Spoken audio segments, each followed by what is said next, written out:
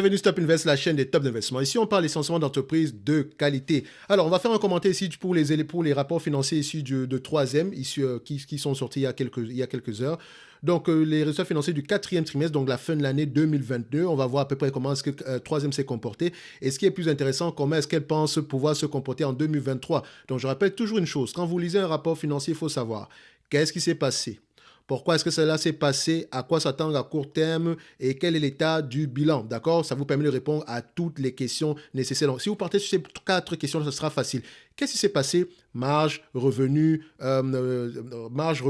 c'est ça le plus important. Enfin, marge, revenu, d'accord? On va le dire comme ça, vous comprenez ce que je veux dire. Donc, on va regarder les marges, on va regarder les revenus, on va regarder la tendance par rapport à l'année précédente, par rapport au trimestre précédent ici. On va essayer de savoir qu'est-ce qui s'est passé. Si c'est croissant, pourquoi c'est croissant? Si c'est décroissant, pourquoi est-ce que c'est décroissant? Si on a des éléments exceptionnels ici, pourquoi? Est-ce que ça va revenir, etc.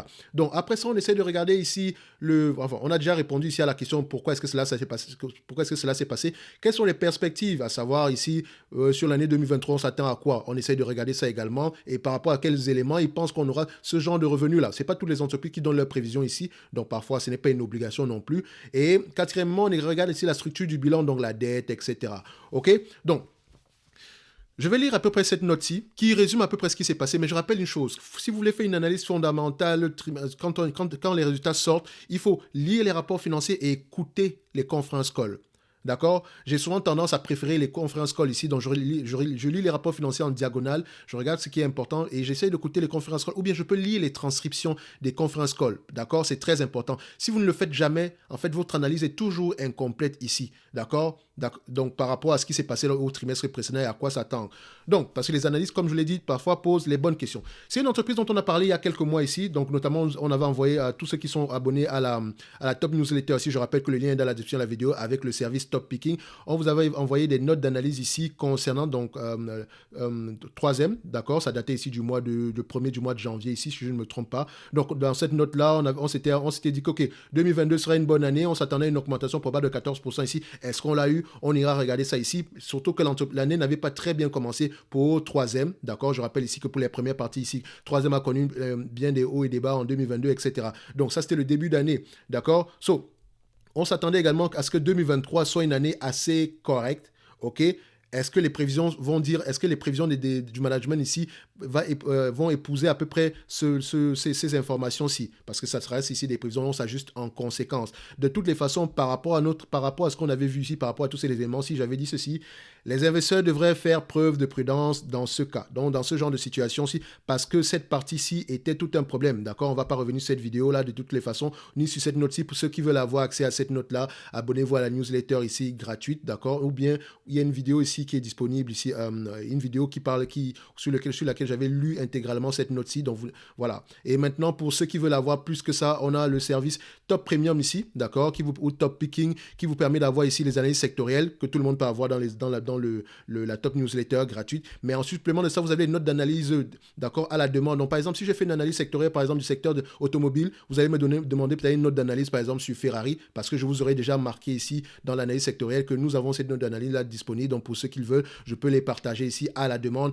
Et également les analyses fondamentales ici, ou bien qu'on appelle généralement, comme moi j'appelle quantitatives. Donc, du fait, vous pouvez me demander n'importe quelle entreprise, que ce soit du CAC 40, S&P 500, même une entreprise chinoise, je peux essayer de l'analyser du point de vue quantitatif. Mais comme je dis toujours, c'est 50% du travail. Maintenant, il faut aller faire parler les chiffres en lisant les fondamentaux, d'accord, les éléments qualitatifs. Donc, après cela, ici, je vous réserve 2 entreprises chaque mois où, voilà, je vous présente des entreprises qui, moi, m'intéressent avec des notes de suivi. Donc, il ne suffit juste pas de parler de l'entreprise en date d'aujourd'hui, après c'est terminé. Non, on fait la note de suivi, pas chaque trimestre, mais au moins 2 fois par an. Vous avez une note de suivi qui vous permet à peu près de savoir qu'est-ce qui s'est passé ici. Donc, également, vous avez le Discord privé, d'accord, ne vous inquiétez pas par rapport à ça. Donc, à la fin de la journée, une fois que vous êtes abonné ici, vous recevez directement le Discord privé, d'accord. Donc, ici, on va directement aller dans les notes, on va lire ceci, d'accord? L'information actuelle qui vient du journal Investir, on va juste la lire rapidement ici. Donc, le conglomérat américain a vu la demande pour ses produits de consommation grand public reculer au 4e trimestre en raison de la demande de pouvoir d'achat du consommateur, en raison de la perte du pouvoir d'achat du consommateur,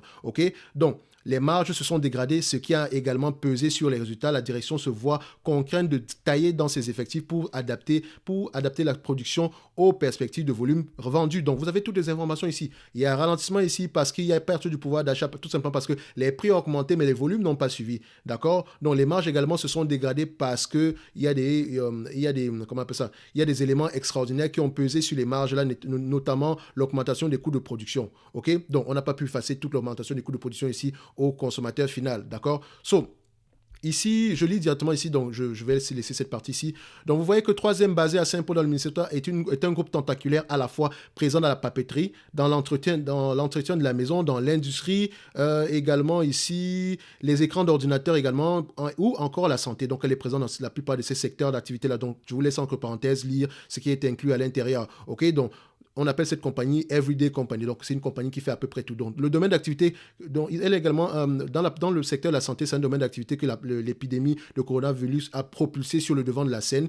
De par l'étendue de ses métiers également, il est considéré comme une jauge de santé de l'industrie. Donc, l'entreprise l'entreprise ici est considérée, d'accord? Si l'entreprise ici est masculin, et c'est le terme masculin. Donc, ici, vu que c'est une entreprise, donc, elle est considérée un peu comme une jauge dans le domaine de la santé, une jauge de santé par rapport à l'industrie dans son ensemble. Et l'industrie ici, il y a plusieurs types d'industries, faites attention. Donc, ce qui veut dire que on regarde les informations de troisième ici avec attention, les publications des résultats avec attention.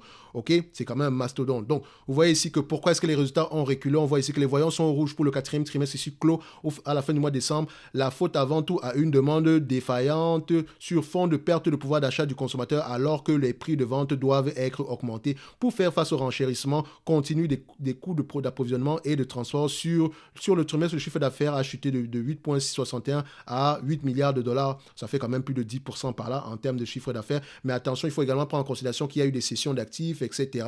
Et également ici, c'est également de se départir d'un segment d'activité ici. Donc, il y a des coûts ici, d'accord? Donc, quand c'est départi, ça dit qu'elle va annuler complètement un segment d'activité, pas un segment d'activité, mais un certain... je dirais pas un segment, mais il y a un type de produit ici qui va complètement disparaître, d'accord?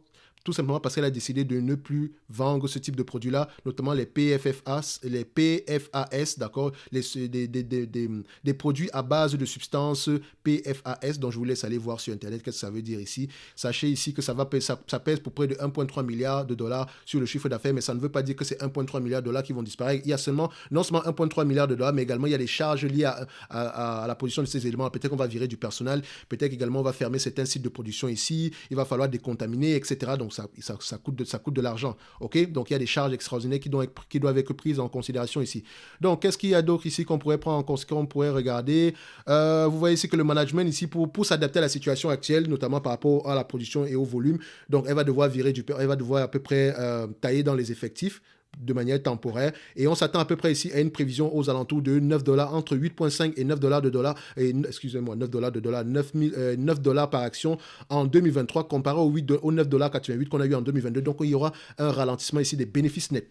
Et ça ici, le marché n'aime pas. Mais le marché réfléchit à court terme. Nous, on est là pour réfléchir à long terme. Donc, la question qu'on se pose ici, c'est que est-ce que troisième a de l'avenir? Oui. Mais. Faites attention à cette partie-ci qui concerne les procès qui sont présentement en cours parce que ce n'est pas terminé. Le management mentionne ici, au niveau des procès, ici, voilà, ils ont dit ceci, l'exécution de mesures de transformation meilleur client, actionnaire, marchés finaux mondiaux. Donc, attendons. Donc, voilà. Il dit ceci, tout en continuant à travailler à la résolution par médiation du litige sur les armes de combat. Donc, quand on dit armes de combat ici, on parle ici des bouchons d'oreille bouchons d'oreille ici pour les militaires, d'accord? Donc, utilisés en situation de combat, ok? Donc, on ne va pas revenir sur cette vidéo-ci. Donc, c'est pour ça que je dis que cette entreprise-ci va être découpée en plusieurs morceaux. Donc, faites attention. Pour ceux qui regardent les dividendes ici aujourd'hui, sachez qu'elle veut vendre elle va vous distribuer son segment d'activité si c'est validé, parce que présentement, les plaignants, d'accord, sont en train de les plaignants les plaignants qui sont touchés par, enfin pas qui sont touchés, les personnes qui se plaignent par rapport à la défaillance des bouchons d'oreille ici, de ceux qui ont été affectés par cette situation-là, sont en train de se plaindre, sont en train de dire ici que 3M veut se départir de ces segments d'activité afin qu'il ne reste plus rien ici au cas où il y a des dommages intérêts très élevés qui vont dépasser un certain niveau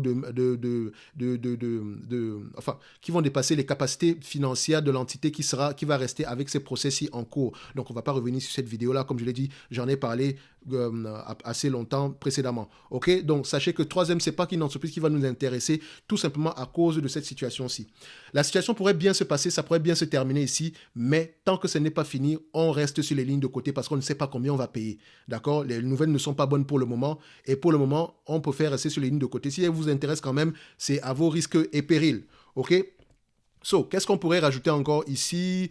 Alors, moi, j'avais fait ma petite note ici, d'accord? Notamment, j'avais pris mes petits éléments ici, mais je pense que j'ai à peu près, je vous ai à peu près donné ça également en lisant à peu près cette note-là. Donc, ils vous disent également ici que, voilà, les produits il y a un ralentissement ici au niveau des produits de grande consommation, ralentissement également en Chine, affaiblissement de la demande ici ajusté, et ils ont également ajusté leur coût de production en conséquence, etc.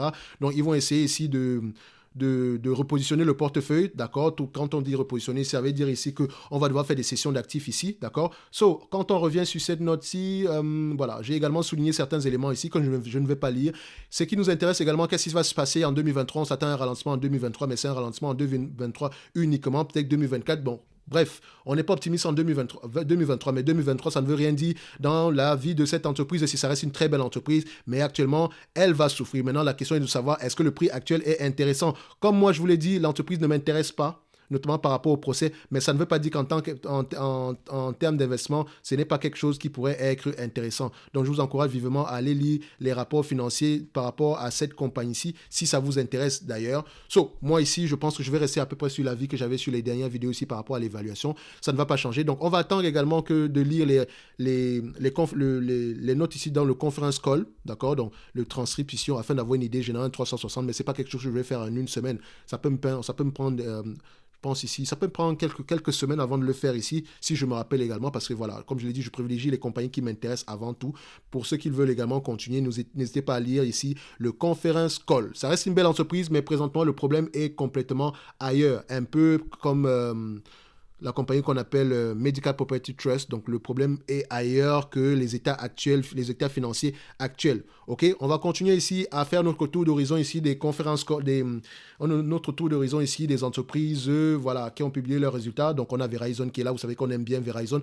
On va aller regarder ça également ici. Donc, un like, un abonnement, ça fait toujours plaisir. Ça permet ici de m'encourager ici parce que voilà, ça demande quand même un petit travail de lecture ici afin de pouvoir vous dire à peu près qu'est-ce qui s'est passé et vous donner à peu près des éléments qui pourraient vous aider dans vos processus d'analyse. Parce que je suis sûr et certain que vous pouvez être de très bons analystes. Pour ceux qui veulent également nous rejoindre, n'hésitez pas. La liste est toujours ouverte ici pour le service top picking ou le top premium, d'accord? Donc, c'est le prix est modique tout simplement. Donc, on se donne rendez-vous sur la prochaine vidéo. Et d'ici là, portez-vous bien et surtout posez les bonnes questions quand vous allez lire les rapports financiers. Qu'est-ce qui s'est passé? Pourquoi est-ce que cela s'est passé? À quoi s'attendre à court terme? Et quel est l'état d'endettement? Merci.